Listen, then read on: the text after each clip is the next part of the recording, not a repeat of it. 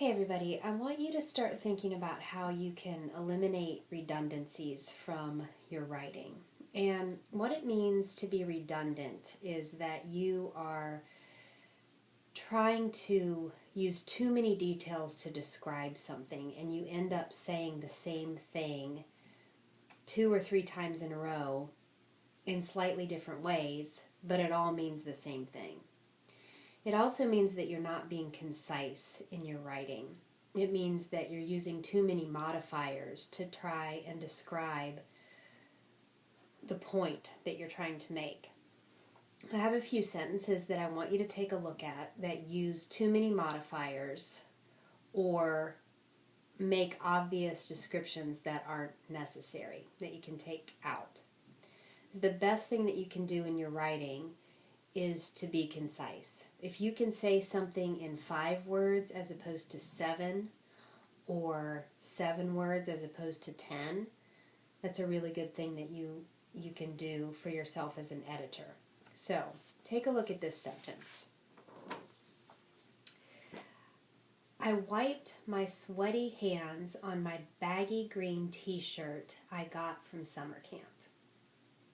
You'll notice in this sentence that the writer uses the pronoun modifiers I and my 2 times each in this sentence.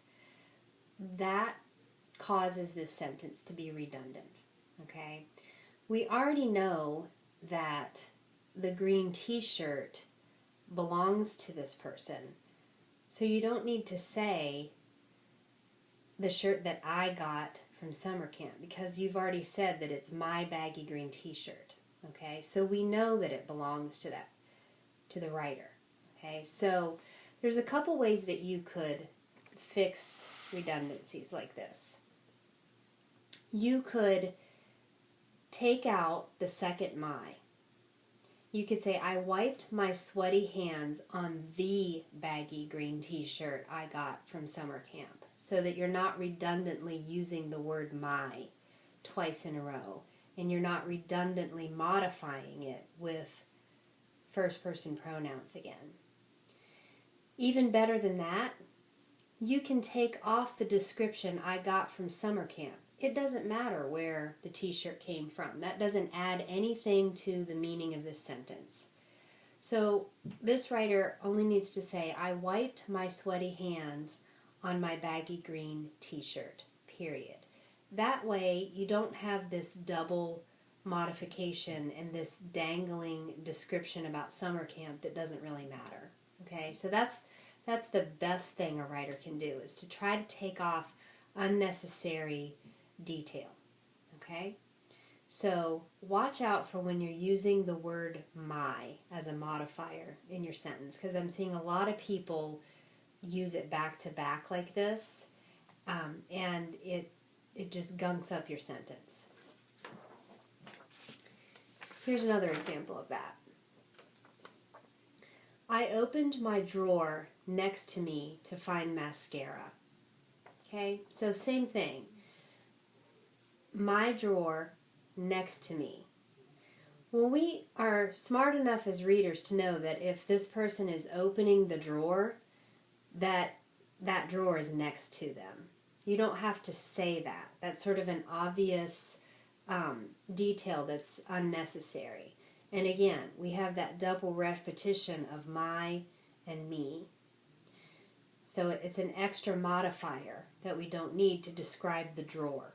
Okay, so the best version of this sentence would be, you can do it 2 different ways. I opened the drawer next to me to find mascara, or I opened my drawer to find mascara, or even I opened the drawer to find mascara. It implies that if the person is opening the drawer, it belongs to them. So you don't need these double first person modifiers. Okay, so that's another example of how to edit that I, me, my problem. Here's a different one that I've been noticing. Okay? You can do this, I thought to myself. It doesn't matter if you are a boy or a girl.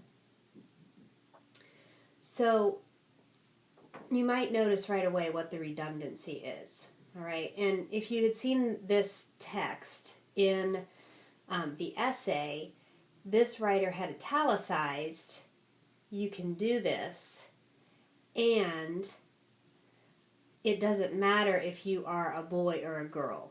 Okay, so all of the actual thoughts were italicized. So remember that that's one way to really indicate somebody's thoughts, is to italicize it. So if you're italicizing, you don't have to say, I thought to myself. Even if you're not italicizing, you don't want to say, I thought to myself, because that's redundant. We know that this is the writer's thought. You don't have to explicitly say that in the sentence. So just get rid of this. All you need to say is, you can do this, period. It doesn't matter if you're a boy or a girl. And we will know that the writer is thinking that in her head or his head. So even if you don't italicize your thoughts, you don't need to say that because you're the writer. It's your essay. Your readers are smart enough to know that when you're showing the thoughts that are in your head, that you're thinking it to yourself. And who else would you be thinking it to? Nobody but yourself. So that's obvious and it's redundant. So you want to get rid of that. So here is what you can do real quickly in your essay tomorrow. I want you to open up your document and I want you to use the Control F function in Google Docs. The first time through, I want you to hit Control F and I want you to search for the word my. And I want you to see how you're using that word as a modifier. If you're using it back to back with another first person I or another first person me, then you probably need to reword your sentence. Take out some extra description that's unnecessary and redundant, or change one of the my's to the word the. The second time through, I want you to use the Control F function, and I want you to search for the whole phrase, I thought to myself, and just take that out. You could even get rid of the phrase, I thought, because it's your essay. We know that it's your thoughts. We know that that's what you're doing, so it's redundant for you to tell us that. Some other things that you can take a look for in your writing that make it gunky and redundant are adverbs. Anytime you're describing how something happened, try to get rid of the adverb. We don't need to hear that you walked cheerfully down the street, okay?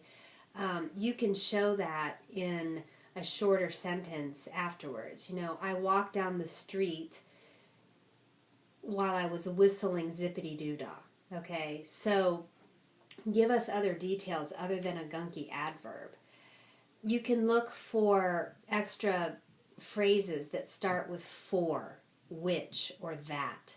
Sometimes phrases that get tacked onto sentences that use those words at the beginning are just extra and they get in the way and they gunk up your sentences and make them too long.